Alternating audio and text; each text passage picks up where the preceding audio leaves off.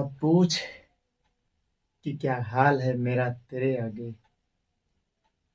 तू देख कि क्या रंग है तेरा मेरे आगे। Welcome back my YouTube channel SP classes education point. दोस्तों, आज इम्परेटिव सेंटेंस के पार्ट 2 में हम आज आपको बताएंगे इम्परेटिव सेंटेंस विद लेट, अर्थात लेट के साथ इम्परेटिव सेंटेंस किस तरह से कार्य करता है। अर्थात इम्परेटिव सेंटेंस में यदि लेट का प्रयोग हो तो किस तरह से कार्य करता है। इसके लिए 3 चीजें आप नोट कर लीजिए। इम्परेटिव सेंटेंस के साथ लेट होगा तो या तो प्रस्ताव होगा या सजेशन, कोई सलाह होगी। या तो प्रस्ताव होगा या सलाह होगी। अगर लेट कार्य करता है, इम्परेटिव सेंटेंस के साथ लेट लगा हुआ है, तो या तो कमांड होगा, आदेश होगा, और या फिर रिक्वेस्ट होगा। अर्थात या तो प्रपोजल या आदेश या जो है अनुरोध। प्रपोजल, कमांड और रिक्वेस्ट, इस तरह से 3 ही भाव निहित होंगे उसमें।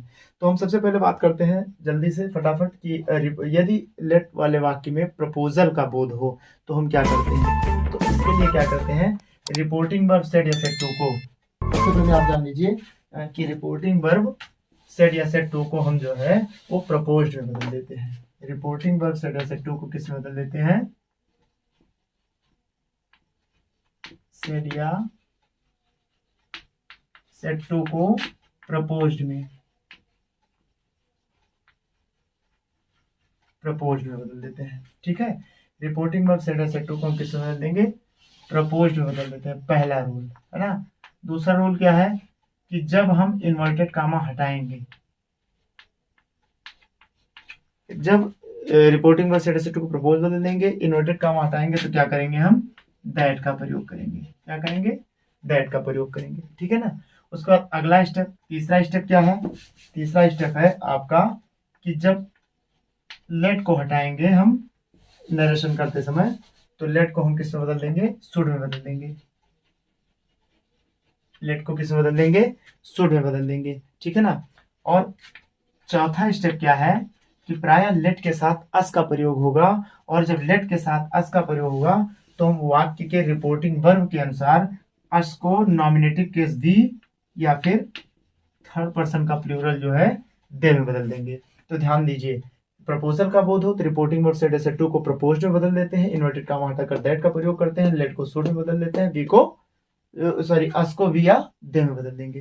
किसको, अस को, है ना। जो वाक्य में प्रयुक्त अस है उस अस को हम किस में बदल देंगे, वी या दे में बदल देंगे। तो जल्दी से हम एक एग्जांपल देख लेते हैं।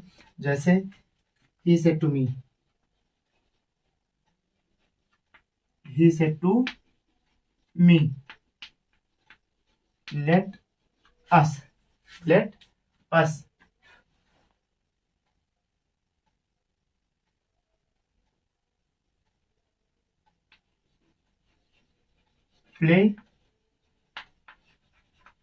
cricket, let us play cricket। अब देखिए, he said to me, उसने मुझे प्रपोज किया, उसने मुझे प्रस्तावित किया, let us play cricket, कि आओ क्रिकेट खेलने चलते हैं, आओ हम क्रिकेट खेलने चलते हैं। ठीक है ना। तो इसको हम चेंज कर लेते हैं फटाफट जल्दी से। he proposed me, इन्वर्टेड काम हटाएंगे क्या हो जाएगा, दैट। अस है यहाँ पे, इसके पहले ये लेट लगा हुआ है। हम सबसे पहले क्या करेंगे, सबसे पहले सब्जेक्ट को लाएंगे, क्योंकि वाक्य साधारण बनना चाहिए। अस को जब हम बदलेंगे, अस क्या है, ये फर्स्ट पर्सन का प्लूरल है ना। वी, अस, आवर, अर्थात फर्स्ट पर्सन के प्लूरल का क्या है, ऑब्जेक्टिव केस है। तो फर्स्ट पर्सन किससे बदलता है, सब्जेक्ट से। सब्जेक्ट क्या, ही। अब चूंकि थर्ड पर्सन का सिंगुलर है, हम जब बदलेंगे तो ये थर्ड पर्सन का प्लूरल हो जाएगा, अर्थात दे, ही, सी, इट, दे। तो यहाँ पे क्या हो जाएगा, दैट, दे। लेट को हमने क्या बताया, लेट को हमने बताया शुड में बदल देते हैं। तो that they should go for a walk, sorry, let us, we should play cricket. He proposed me that they should play cricket, उसने मुझसे कहा कि वे सब जो है क्रिकेट खेलने जाएं। ठीक है ना। इस तरह से नरेशन इसका बदलेगा, इनडायरेक्ट। अब हम बात करते हैं कि अगर रिक्वेस्ट का बोध हो, ये तो हो गया आपका प्रपोज। अब आपका अगर रिक्वेस्ट हो तो रिक्वेस्ट में कुछ भी विशेष करने की जरूरत नहीं है, केवल रिपोर्टिंग वर्ब सेड या सेड टू को हम क्या करते हैं, रिक्वेस्टेड में बदल देते हैं। अगर रिक्वेस्ट का बोध हो तो हम क्या करेंगे, रिपोर्टिंग वर्ब जो सेड या सेड टू है उसको हम क्या करेंगे, रिक्वेस्टेड बदल देंगे, रिक्वेस्टेड में बदल देंगे। इन्वर्टेड कामा हटाएंगे तो उसके जगह पे हम क्या करेंगे, टू का प्रयोग करेंगे। इन्वर्टेड कामा हटा के टू का प्रयोग करेंगे। लेट को लेट में रहने देते हैं, उसमें कोई परिवर्तन नहीं करते हैं, ठीक है ना। अब बात करते हैं जैसे the student said to principal to the principal let me go home. बच्चा जो है, छात्र जो है, प्रिंसिपल से कह रहा है कि सर अब मुझे घर जाना है, मुझे घर जाने दीजिए। तो यहाँ पे क्या हो जाएगा, वो सिंपल सा केवल है कि the student requested the principal to let. अब मी है, मी फर्स्ट पर्सन स्टूडेंट से बदलेगा, क्या हो जाएगा, him. Let him go home. ये आपका हो गया रिक्वेस्टेड। तो करना क्या है, सेट टू को रिक्वेस्टेड में बदल देना है।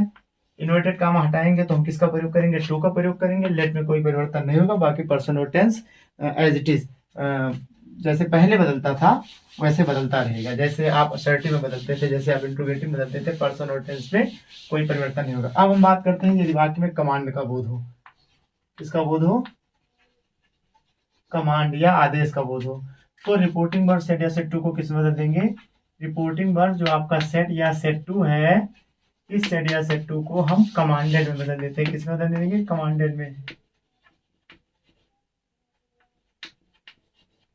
रिपोर्टिंग वर्ब सेट या सेट टू को हम किस में बदल देंगे, कमांडेड में बदल देते हैं। और इन्वर्टेड कामा हटा के टू का प्रयोग करते हैं, और उसके बाद लेट में कोई परिवर्तन नहीं होता है। अब हम एग्जाम्पल देख लेते हैं।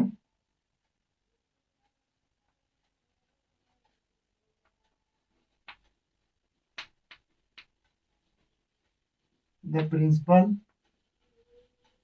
said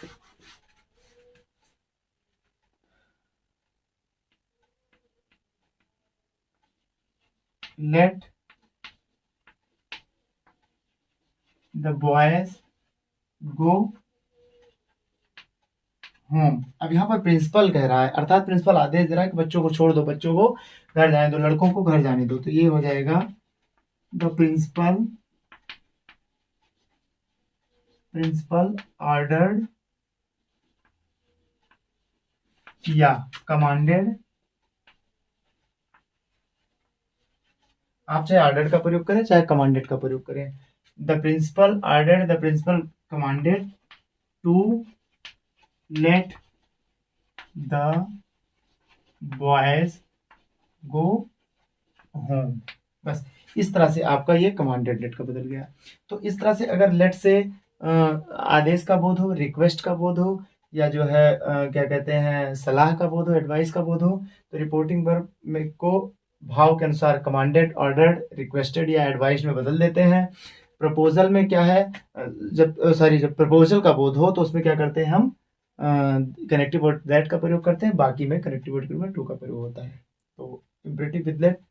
बस इतना ही। वीडियो पूरा देखने के लिए बहुत बहुत धन्यवाद।